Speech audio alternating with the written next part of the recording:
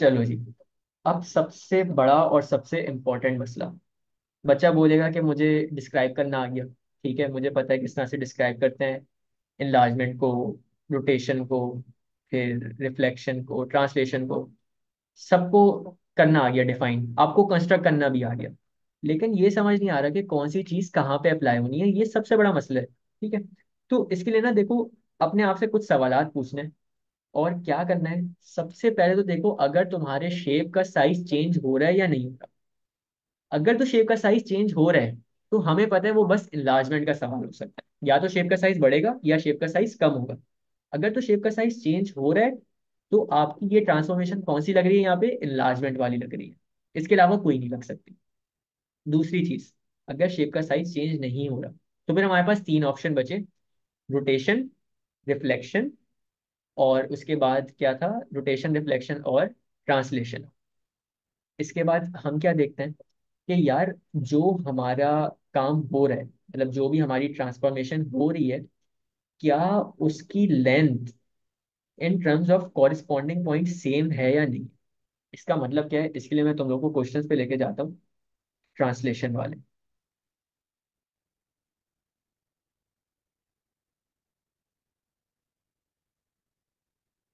ये देखो, यहाँ पे देखो, हमारा जो इधर सबसे बॉटम पॉइंट था, वो इधर भी सबसे बॉटम पॉइंट है। लेफ्ट साइड वाला बॉटम पॉइंट इधर भी लेफ्ट राइट साइड का बॉटम पॉइंट है। फिर इधर लेफ्ट साइड का राइट साइड वाला बॉटम पॉइंट इधर भी राइट साइड वाले ट्राइंगल का राइट साइड का बॉटम पॉइंट है। यानी पॉइंट्स ना हमारे सेम है, कॉरिस्पॉन्डिंग पॉइंट, इनमें कोई फर्क नहीं आ रहा है।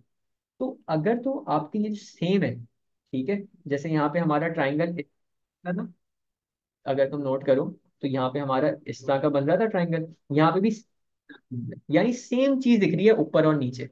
तो अगर ऐसा हो ना, अगर ऐसा हो तो ये हमारा क्या होता है, ये हमारा चांस है कि ये सवाल हमारा किसका है, ये सवाल हमारा ट्रांसलेशन का है। यानी ट्रांसलेशन यार क्या है, सिंपली एक पॉइंट को एक जगह से दूसरी जगह पे मूव कर देना, ये हमारा ट्रांसलेशन होता है। अगर वो भी नहीं हो रहा तो फिर क्या करोगे, या जो भी तुम्हारे ऑब्जेक्ट और इमेज है ना, उनके कॉरेस्पॉन्डिंग पॉइंट्स को एक लाइन के थ्रू कनेक्ट कर दोगे।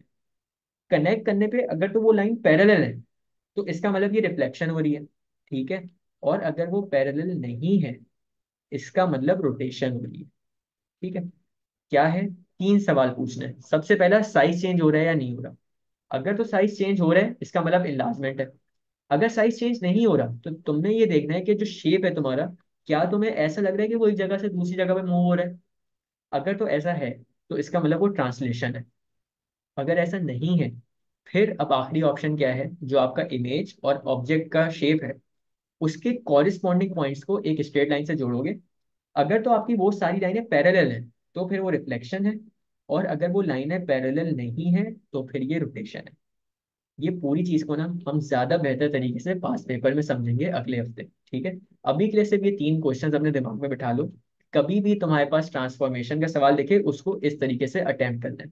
और ये लाइन वाला जरा मैं तुम लोगों को समझा देता हूँ। जैसे सबसे पहले हमारी रिफ्लेक्शन थी। रिफ्लेक्शन कहाँ गई भाई, रिफ्लेक्शन ये रही। ये हमारी रिफ्लेक्शन थी। अब अगर इसके कॉरिस्पॉन्डिंग पॉइंट्स को मैं ज्वाइन करने पे हूँ, तो ए का कॉरिस्पॉन्डिंग पॉइंट ये था, ठीक है, बी का कॉरिस्पॉन्डिंग पॉइंट ये था, सी का कॉरिस्पॉन्डिंग पॉइंट ये था। तो इसको अगर मैं जोड़ूँ ना, किससे, स्ट्रेट लाइन से, तो ये कुछ इस तरह का लग रहा होगा। ये इधर जुड़ा, ठीक है, बी का कॉरिस्पॉन्डिंग पॉइंट इधर जुड़ा, सी का कॉरिस्पॉन्डिंग पॉइंट इधर जुड़ा। यार मुझे बताओ, ये लाइन और ये लाइन पैरेलल ना, इसका क्या मतलब है, ये आपकी रिफ्लेक्शन हो रही है। और एग्जांपल देख लो, हमने बहुत क्वेश्चंस किए हैं, कोई मसला नहीं है। इस सवाल पे आ जाओ। ए का कॉरिस्पॉन्डिंग पॉइंट, ए का कॉरिस्पॉन्डिंग पॉइंट ये है, ठीक है, बी का कॉरिस्पॉन्डिंग पॉइंट आई थिंक ये है, और सी का कॉरिस्पॉन्डिंग पॉइंट ये है। मैं फिर भी एक दफा क्रॉस चेक कर लूँ पॉइंट से, बी का -6,2 था, 2,-6, 2,-6, हाँ ठीक है। ये बी का कॉरिस्पॉन्डिंग पॉइंट ये वाला है, सी का ये वाला है, सॉरी ए का ये वाला है, और सी का ये टॉप वाला है। तो अगर हम इस पे एक स्ट्रेट लाइन बनाएं तो वो कुछ इस तरह की लग रही होगी। एक मिनट रुको। ए के कॉरिस्पॉन्डिंग पॉइंट को ए के कॉरिस्पॉन्डिंग पॉइंट से जोड़ा, बी के कॉरिस्पॉन्डिंग पॉइंट को बी के कॉरिस्पॉन्डिंग पॉइंट से जोड़ा, और सी के कॉरेस्पॉन्डिंग पॉइंट को सी के कॉरेस्पॉन्डिंग पॉइंट से जोड़ा। तो बेसिकली ये लाइनें देखो आपस में क्या है, ये लाइनें आपस में पैरेलल है। इसी तरह अगर तुम एक और सवाल देखो, ये वाला, ठीक है। तो इस सवाल में हम लोग ए के कॉरेस्पॉन्डिंग पॉइंट को ए के कॉरेस्पॉन्डिंग पॉइंट से जोड़ेंगे, बी के कॉरेस्पॉन्डिंग पॉइंट को बी के कॉरेस्पॉन्डिंग पॉइंट से जोड़ेंगे, सी के कॉरेस्पॉन्डिंग पॉइंट को सी के कॉरेस्पॉन्डिंग पॉइंट से जोड़ेंगे। तो ये इधर एक लाइन बनेगी, इधर एक लाइन बनेगी, ठीक है, और एक इधर लाइन बनेगी। तो ये लाइनें देखो आपस में पैरेलल है, इसका मतलब ये आपकी रिफ्लेक्शन हो रही है। लेकिन अगर अब यही काम हम रोटेशन में करें ना, तो रोटेशन में आगे जरा तुम नोट करो, तो ये सवाल देखते हैं। हमारा ए का कॉरेस्पॉन्डिंग पॉइंट ये है, ठीक है। फिर सी का कॉरेस्पॉन्डिंग पॉइंट ये है, और बी का कॉरेस्पॉन्डिंग पॉइंट ये है। इसको जरा मैं मेंशन कर देता हूँ यहाँ पे। ये ए डैश है, ये सी डैश है, ये बी डैश है। तो अगर अब हम इनको एक लाइन के थ्रू कनेक्ट करने पे हैं, तो ए का कॉरेस्पॉन्डिंग पॉइंट इधर जुड़ेगा, ठीक है, सी का कॉरेस्पॉन्डिंग पॉइंट इधर जुड़ेगा, और बी का कॉरेस्पॉन्डिंग पॉइंट इधर जुड़ेगा। तो ये नोट कर रहे हो, देखो क्या हो रहा है। ये लाइनें पैरेलल नहीं है, ये एक दूसरे से इंटरसेक्ट कर रही है। तो लाइनें अगर इंटरसेक्ट करती हैं ना, तो इसका मतलब ये आपकी रोटेशन हो रही है। तो ये चीज थी कि हम चारों ट्रांसफॉर्मेशन में किस तरह से डिफरेंशिएट करते हैं। होपफुली तुम लोगों को थोड़ा सा भी क्लियर हुआ होगा। बाकी इंशाल्लाह ये जब क्लियर होगा जब हम लोग इसके पास पेपर्स पाएंगे, ठीक है।